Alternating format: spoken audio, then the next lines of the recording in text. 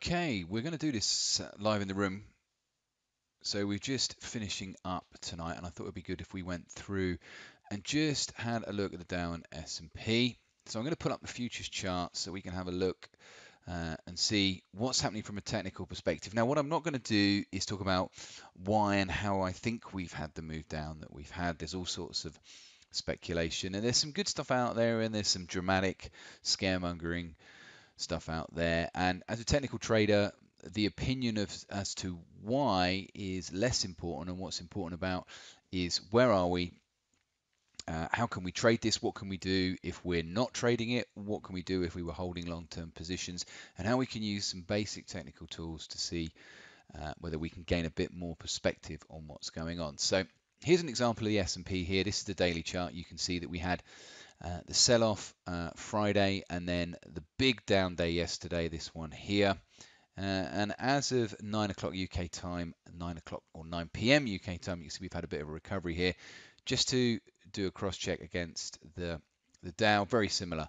So two big down days and a recovery there. Now I'm going to go back to the S&P, and I'm just going to put this into perspective. So it's easy to look at the two downward days, and rightly so in a way, it has caused some shock, because it is I think the largest move down in the last 6 years. But to put it into perspective, yes, that is the case. But when we go to the monthly, it's not the first retracement that we've had. Okay, you can see that here. I've got a couple of trend lines on and some other things. I'm just going to delete this so you can put this into perspective and see. So here's the downward move from the highs of January to the lows of February thus far. Now, the most important thing to think about here is it's early. The monthly candle won't close until the end of the month. So what you're seeing here in terms of the price formation on this candle doesn't really mean a lot, because we don't know where we'll be to the end of the month. If I just copy this rectangle and move it down, you can see we had a retracement. This retracement's bigger and more severe, but we had some moves down. You can see them back in 2015. And since this bullish run, well, prior to us breaking the highs of the 2007 highs before the financial crisis and the last move down, you can see there. Again, bigger move this time, bigger move down, but you can see we've had a couple of retracements. Now, some people are saying it's just a retracement, it's going to go higher. The key thing is nobody really knows. For me, the fact that we've had this retracement after we've seen such a long bull market could mean that the market does want to retrace further. And if we look at this trend line, you know, we've moved further and further away from the 50 moving average, which is this orange line, and you can see further and further away from the trend line. So if we're using the trend line or the 50 moving average and saying that, well, maybe price wants to get back down there and have a breather before it then pushes up, then potentially a move down to that level is going to be a bigger move down than what we saw back in 2015 and what we saw back in 2012. And what's interesting is a move back down to that area there. If I was, and I just drew down from here to here, that same move down, and it's not an exact science, but it's just to give you some perspective, would take up nearly 2/3 of the move down that we saw in 2008 when we had the financial crisis. So the markets are considerably higher. This is a huge bullish run, and nobody really knows whether or not the bullish run will continue or whether we're going to have a move down. So now it comes down to more, what is your objectives? If you're flat, you're not in this market, would you short it just because we've had these big two down days? Well, the answer is absolutely no. If I look at the daily chart, as I've already said, we had another further move down. We opened here, came all the way down, and we've actually closed positive today. And if you look at the weekly chart, you can see from a weekly perspective, yes, we had the first downward week last week, had this engulfing candle prior to the start this week, but we've already recovered about 2/3 of this week's candle. Now, I say we've recovered it, we won't know where we are until the end of the week, and it is only Tuesday, so that could change a lot. We could be all the way back down here by Friday, nobody knows. But this increase in volatility, we have seen a big move back up, and currently we're inside the trend line. If I go to the daily, you can see we're going to get a daily close inside the trend line. So for me, looking at this, I think from my perspective, if I was in this for the long term, I wouldn't be doing anything at this point. I wouldn't be selling off. I wouldn't be getting out of the positions that I was in if I was in this for the long term. I'd be looking more at the weekly trend, and I'd be looking firstly to see if we got a close below that weekly trend line, not just a break of it that you can see here.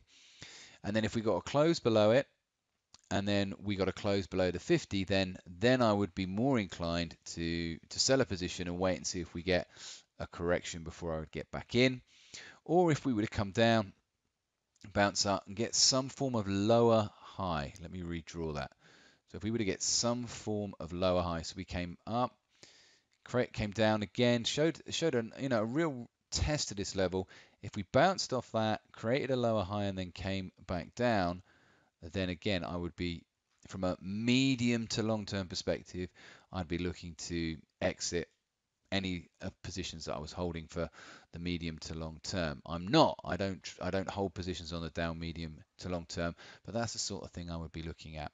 Is I really wouldn't be too concerned until we got a proper good test of the weekly 50, and then either a test, a move back up, and then a break.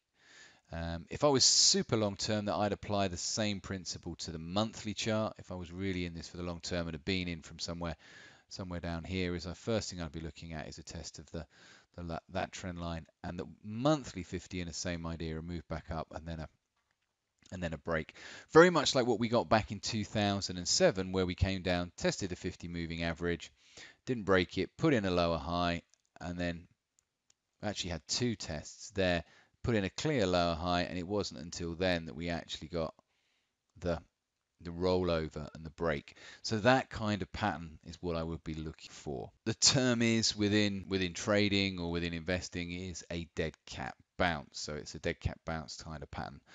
I wouldn't necessarily be looking to go short off the back of that. I may well have established short positions on the Dow or S&P prior to that, but certainly if we got that, I would be looking for further short positions on a move down there, but using the trend line and using the 50 for that. So be wary of what you're reading in the news, anyone getting too hyped up about it. At least wait to see where tonight's close is. If we close above this trend line, wait and see whether we push further up in terms of this downward move. So if I take the whole downward move, 50% in is in here. So we've pretty much done that. Do we go any higher? Do we get past the 61.8 area? If we get past that, then there is a chance that we may want to push further up towards the highs, or a greater chance if we can get past this level here. So possibly a couple of positive candles. So Wednesday close is positive as well, and Thursday's close is positive. Then they're up here, but then we could easily double top and be wanting to cut back down. So I'm just going to play it by the daily candles to start with to see where we are, and then I think most importantly is I'm going to be looking at this weekly close. Where does the weekly close happen? How much of a recovery do we make after this, big move down last week and this initial big move down that you can see there? So be wary that the volatility has increased. There is a little bit of an increase in volatility. You've obviously seen this affects some of the markets like the DAX and the markets out in Asia. Corresponding trades that I'm in, they've had a little bit of a recovery today. You can see that it's nothing the same, but we've got CAD yen here, which I'm long on, and that's pushed back up. I'll just show you the trades so you can see them. So you can see CAD yen, that's pushed back up. That was pushing down in line with what the Dow was doing. And also, if I just change the chart, you'll see pound yen is doing a similar thing. So it's had this big push down yesterday in line with what was happening with the Dow, and it's recovered a little bit. So these are both reversal trades, and then I've got another trade you can see there on New Zealand dollar, US dollar. So some of the currency pairs reflecting what's going on ever so slightly. It may mean we get an increase in volatility. I think the phrase to bear in mind is keep an eye on the markets, but time will tell. So hope that was useful. Trade safe, and I'll catch up with you again in another video.